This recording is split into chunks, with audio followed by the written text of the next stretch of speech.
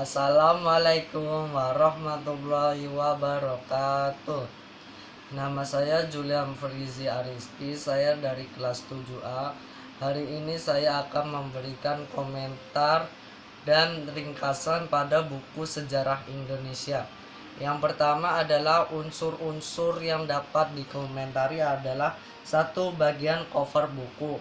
Cover ini sangat bagus dan sesuai dengan isi bukunya, seakan-akan penasaran akan isi bukunya, yaitu Sejarah Indonesia.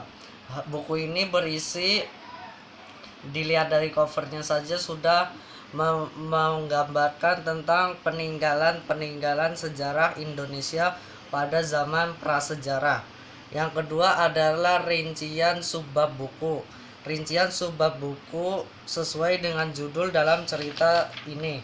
Ini adalah judul subbab buku, sedangkan yang di bawahnya adalah rinciannya. Yang ketiga adalah judul subbab. Judul subbab di dalam buku ini biasa-biasa saja seperti pada buku umumnya. Judul subbabnya hanya seperti ini. Jadi hal ini kurang menarik minat anak-anak jika membaca buku ini. Selanjutnya adalah isi buku. Saya sangat suka dengan isi buku karena sesuai dengan kejadian yang nyata, yang benar-benar terjadi, yaitu isi bukunya tentang ilmu pengetahuan di dunia tentang periodasi bumi atau alam semesta. Selanjutnya adalah cara menampilkan isi buku. Isi buku ini seperti ensiklopedia atau pengetahuan, dan tulisannya itu terlalu kecil sehingga anak-anak tidak terlalu menyukainya. Tetapi di buku ini terdapat gambar-gambar, merupakan gambaran bahwa cerita ini adalah benar-benar terjadi. Dan selanjutnya bahasa yang digunakan dalam buku. Bahasa yang digunakan dalam buku adalah bahasa baku, namun masih terdapat bahasa asing terkait dengan penemuan barang-barang yang bersejarah di Indonesia. Itu saja yang saya sampaikan. Sekarang saya akan menyampaikan komentarnya. Buku ini merupakan buku sejarah Indonesia pada zaman prasejarah yang disusun dan dikarang oleh Eko Praptanto, yang diterbitkan di PT Bina Sumber Daya MIPA Jakarta, dan buku ini kira-kira berjumlah 150 halaman. Buku ini sangat menarik ya, karena berisi gambar-gambar yang menguatkan bahwa ini adalah cerita nyata. Dan buku ini pun bahasanya sangat ringkas dan hanya saja tulisannya yang terlalu kecil. Buku ini juga berisi tentang gambar-gambar peninggalan prasejarah di Indonesia. Selanjutnya saya akan menceritakan ringkasan materi dari buku ini. Yang pertama adalah usia bumi. Usia bumi berdasarkan ilmu astronomis, yaitu bumi tercipta karena ada kulit bumi kulit bumi ini berasal dari perputaran bola gas yang berputar pada polosnya, kemudian berputar kelamaan akan menjadi kulit bumi. Yang selanjutnya berdasarkan geologis.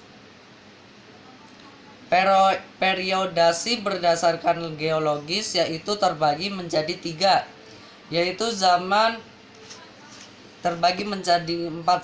yang itu zaman arkaikum.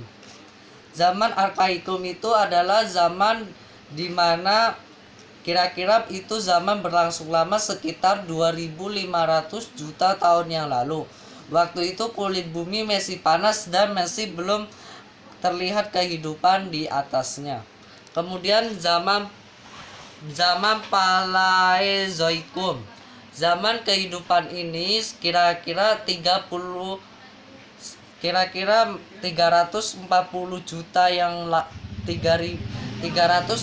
juta tahun yang lalu, Di zaman ini sudah ditemukan berbagai hewan yang tak bertulang belakang, yaitu hewan amfibi, jenis ikan, dan reptil.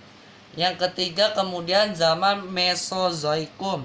Pada zaman kehidupan pertengahan berlangsung selama 140 juta tahun yang lalu, yaitu binatang-binatang tubuh yang besar sekali. Kita mengenalnya sebagai dinosaurus. Dinosaurus ini hidup di zaman Mesozoikum, yaitu di mana zaman ini disebut dengan zaman reptil karena di zaman ini terdapat berbagai jenis reptil yang sangat banyak. Yaitu yang terakhir adalah zaman Neozoikum. Zaman Neozoikum terbagi menjadi dua, yaitu zaman Tertier dan zaman Kuartier. Zaman Tertier adalah zaman di mana makhluk reptil sudah mulai punah, sudah mulai digantikan dengan makhluk mamalia seperti contohnya gajah purba yang berada di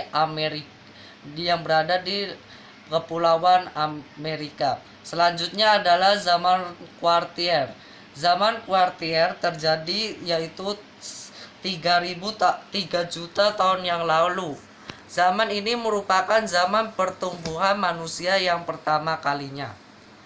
Yang kedua adalah periodasi bumi berdasarkan arkeologis, yaitu berdasarkan peninggalan sejarah yang ada di Indonesia. Yang pertama adalah zaman batu. Zaman batu terbagi menjadi 3 bagian, yaitu pertama zaman Paleolitikum, yaitu zaman batu tertua. Zaman batu tertua di sini terdapat peninggalan yang berlangsung. Zaman batu tertua ini berlangsung selama 600.000 tahun yang lalu. Pada zaman batu tua ini terdapat hasil kebudayaan yang banyak yang terdapat di Pacitan dan Ngandong, Jawa Timur. Di zaman ini ditemukan sebagai berikut, yaitu kapak perimbas dan alat serpih yang digunakan untuk menangkap perburuan, menguliti hewan perburuan, dan mengiris daging dan memotong umbi-umbian. Selanjutnya adalah Mesolitikum. Mesolitikum adalah zaman batu menengah yang hasil kebudayaannya lebih maju daripada zaman Paleolitikum. Zaman Mesolitikum ini terdapat dua ciri-ciri, yaitu Kejokenmodinger dan Abrishausplatz. Kejokenmodinger yaitu zaman yang artinya sampah dapur. Zaman ini adalah zaman di mana tertimbunnya kerang, kulit kerang dan seafood yang menggunung dan sudah menjadi fosil. Zaman ini berada di sepanjang pantai timur Sumatera dan antara Langsa dan Medan. Dari timbunan ini terdapat kapak genggam yang ternyata kapak berbeda dengan kapak genggam di zaman Paleolitikum. Selanjutnya ada ciri yang kedua, yaitu Abrishausplatz. Maksudnya ialah gua tempat yang dijadikan tempat tinggal bagi manusia sebagai perlindungan dari cuaca dan hewan buas.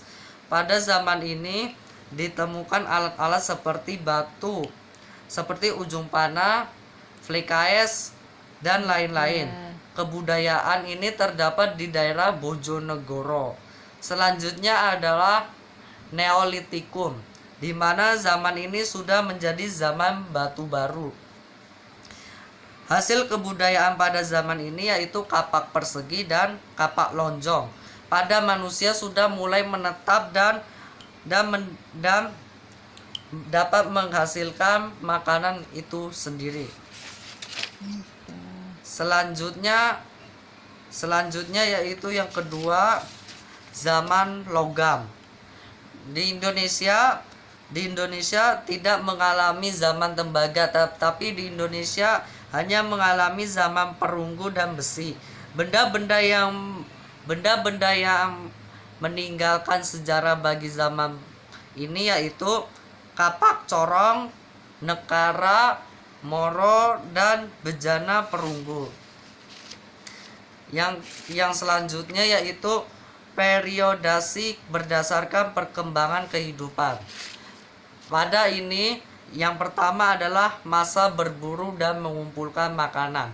Di kehidupan ekonomi, pada waktu kehidupan ekonomi di zaman ini, manusia masih mengumpulkan makanan tingkat sederhana dengan cara berburu. Jika makanan pun sudah habis, para manusia pun akan pindah ke tempat yang lain, yaitu yang kedua adalah kehidupan sosial. Manusia selalu berpindah-pindah dari tempat satu ke tempat lain jika sumber makanannya pun sudah habis. Mereka pun membentuk anggota kelompok yang tersusun dari keluarga-keluarga kecil. Yang ketiga adalah kehidupan budaya. Setelah ini manusia sudah berhasil membuat alat seperti batu-batu, seperti kapak perimbas, kapak penetak, dan kapak genggam, dan alat serpis dan alat dari tulang dan kayu. Selanjutnya adalah masa bercocok tanam. Masa bercocok tanam ini sudah dimulai oleh manusia. Dalam kehidupan ekonomi, manusia sudah mulai bisa membabat hutan dan semak belukar. Selain bercocok tanam, manusia